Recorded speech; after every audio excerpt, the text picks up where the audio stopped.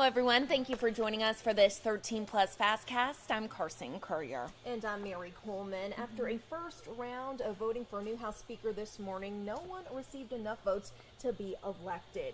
Now, Representative Jim Jordan did not secure enough GOP support to win the House speakership, with 20 Republicans voting against him. Now he will try to sway the holdouts. A group of GOP moderates and allies of former Speaker Kevin McCarthy and Stephen Scalise will change their votes. Now, it's been 2 weeks since McCarthy's historic ouster. Until the House selects a speaker, the chamber is unable to consider legislation like passing additional military aid to Israel or government funding, with the threat of a shutdown just 1 month away. Representative Mike Kelly out of Pennsylvania now introduced a resolution that would allow the House to hold an election of the Honorable Patrick McHenry as Speaker pro tempore.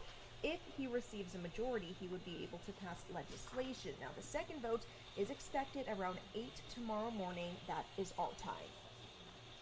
And the situation in Israel becoming deadlier by the minute. An Israeli airstrike hit a Gaza City hospital today, packed with wounded and other Palestinians seeking shelter. The health ministry said at least 500 people have been killed. Before the hospital deaths, Israeli strikes on Gaza killed nearly 3,000 people and wounded 9,700. Nearly two-thirds of those killed were children. Another 1,200 people across Gaza are believed to be buried under the rubble. Water and food supplies are dwindling there, and the UN says Gaza will run out of food in less than a week.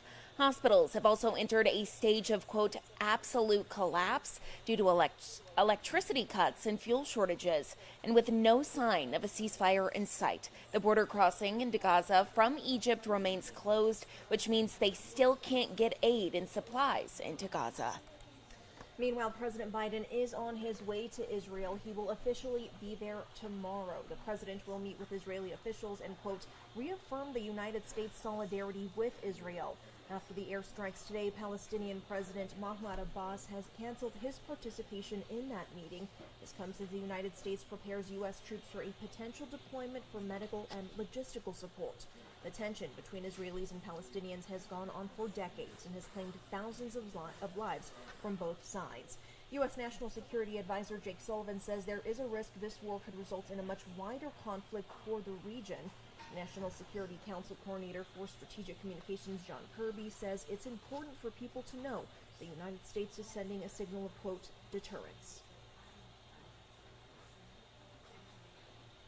It's important for people to remember the additional military forces that are either being prepared or are on their way to the region is really about sending a signal of deterrence. We don't want to see this conflict escalate and widen. There are no plans or intentions to put U.S. boots on the ground in combat in Israel. Everything we're doing right now is about sending a strong signal of deterrence.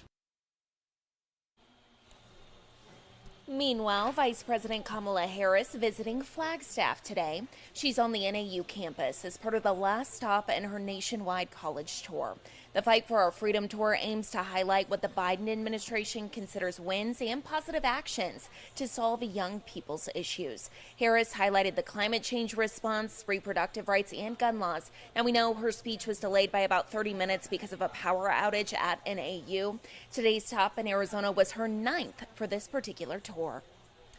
And to our websites now. In entertainment news, Alec Baldwin may not be off the hook for the death of Helena Hutchins on the set of Rust after all. The actor was holding a prop gun he says he thought was loaded with blanks when it went off. Prosecutors dropped involuntary manslaughter charges against him in the matter earlier this year. Now they say new information has come to light they think shows Baldwin has criminal culpability. They are set to present their case within the next 2 months, and a New Mexico grand jury will decide if Baldwin should face those criminal charges. Armorer Hannah Gutierrez-Reed has pleaded not guilty to involuntary manslaughter charges in this case. She was the person most directly responsible for gun safety on the set. Baldwin's attorney called his prosecution, quote, misguided, suggesting he would also likely plead not guilty. And top officials in college sports testifying in front of senators today. The Senate Judiciary Committee holding a hearing on the future of college sports and student athletes profiting from name, image, and likeness deals. The NCAA is at the center of an antitrust lawsuit that could force the organization to change the existing model of how athletes are paid when they are used in things like commercials or video games. A previous case in 2021 went all the way to the Supreme Court. The justices found in a unanimous vote that athletes had to be paid a fair market rate. NCAA president and former Massachusetts Governor Charlie Baker wants Congress to intervene and pass a federal law that would dictate how college athletes are compensated. And back to our website now. If you are looking for a job right now, Pima County is hosting a job fair this week for dozens of positions. This Thursday's event will have representatives from departments with open positions. Those include County Human Resources, Pima Sports Complex, the Pima County Sheriff's Department, and others. Many departments will have staff available to answer questions for you. The county says it will have computers for job seekers to apply on site. That event runs from 9 in the morning to 1 in the afternoon at the Keno Event Center. The address is right here on your screen. That is 2805 East Ajo Way. New details now. If you're expecting to visit the Grand Canyon, overnight backcountry permits are going to cost you more starting next year. While the charge of $10 per backcountry permit remains the same, the nightly fee will increase from $12 to $15. Officials say the increase does not affect camping fees at Mather, Desert View, or the North Rim campgrounds. Now, park leaders say this adjustment is designed to eliminate a funding deficit. And happening tomorrow, you may see smoke coming from the west side in the morning. Tucson firefighters will be conducting their annual control burn of the Sweetwater Wetlands Park. That's from 9:30 to 11:30. They do this for several reasons, including controlling mosquitoes, reducing the wildfire risk, and giving firefighters training. This has been happening every year for more than 2 decades. Of course, if you are sensitive to smoke or ash, you will probably want to avoid the area altogether. And John Macaluso joins us now with a look at our weather. Lots of people keeping an eye on it, especially with this burn happening, watching the winds and the temperatures and all that stuff. No doubt. Now, here's something weird that, it happened yesterday, it's happening today, rain. What? Yeah. I mean, it's very small chance, but I mean, yesterday during my 3 p.m. live shot, I got rained on. Wow. And the potential for that is there today. Okay. 20% here in Tucson, so it's definitely possible. And also warming up slowly but surely, of course. We're going to reach a high of about 96 degrees, right? And that's a little bit less than what we saw yesterday. We saw 101 degrees. Yeah, we'll guys. take it. We'll take any decline. Yeah, so 96 degrees is going to be the high today. Right now we're at about 94. Yeah, it's not looking too bad outside right now. 94 here in Tucson, 86 in Safford, Marana at 97, and Bisbee at 80 degrees. So yeah, off to a pretty nice start, much cooler than it was yesterday. Unfortunately, we'll get to that here in a minute. We're going to heat up a little bit later this week.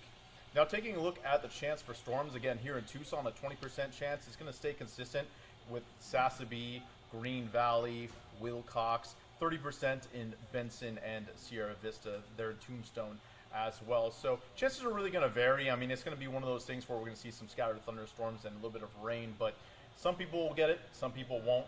It's just going to be one of those days, very similar to what it looked like yesterday. As far as when we can see that, about 4 p.m. to about 6 p.m. tonight. You can see right here on the future radar that green kind of fading away the further into the evening that we get. And by tonight, it'll be completely gone. So if you don't get it by around the 6-7 p.m. mark, you're probably not going to see it today at all. Now, I did mention we're going to warm up a little bit later in the week. Yeah, you can see that starting on Thursday, 98 degrees, 99 on Friday, potential record-breaking temperatures. But hey, we're living in today right now, right? 96 degrees. And hopefully we get that rain, guys. I mean, when I was standing in the middle of it out there, it just smelled good. It felt good. It cools down the area. Now, the record for today is 99, and that was set back in 2009. Don't think we're going to hit that today. So, good. Well, that's yeah, some we good can. news. Let's not break a record. Right? We've That's what we're broken enough, right? Yes, definitely. Okay. Thanks, Awesome. John. Thank you, John. Taking a look to a little bit of a lighter story. So, are you nostalgic about a favorite toy from your childhood?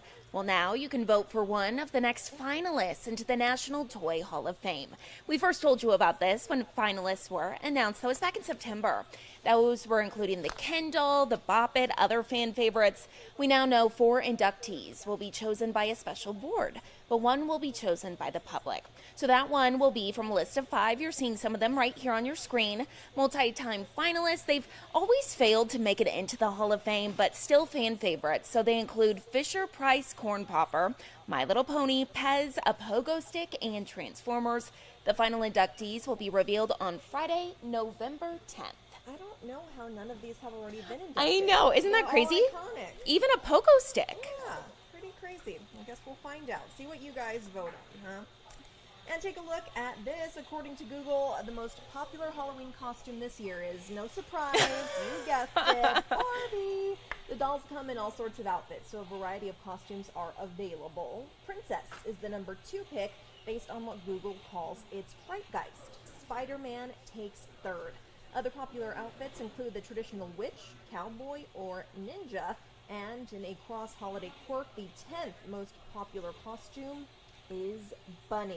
Kristen, are you dressing up this year? You know what? I feel like it's hard when it's not on a weekend. It is. But we might dress up. Me and my husband might dress up like the weekend Yeah, before or for something sure. like that. And I was going to be Barbie because Well, why there not? You go, and he's going to be Ken. Of One of course. the Kens. So be prepared There's so to- many. I know. I was gonna Are you say, going to dress up?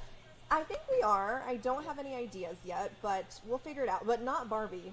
There's going to be too many. Of I you guys. know. I'm sorry, Carson. Way too Hey, many. I got to embrace the blonde hair, right? There you go. Perfect. All right, everyone. Well, we will leave you with a live look outside right now. Again, the good news is it's not 100, right? We'll take it. Absolutely. And a chance for rain in October. We will take that as well. Thank you all so much for watching this 13 Plus FastCast. Tune in at 7:30 for more news and weather.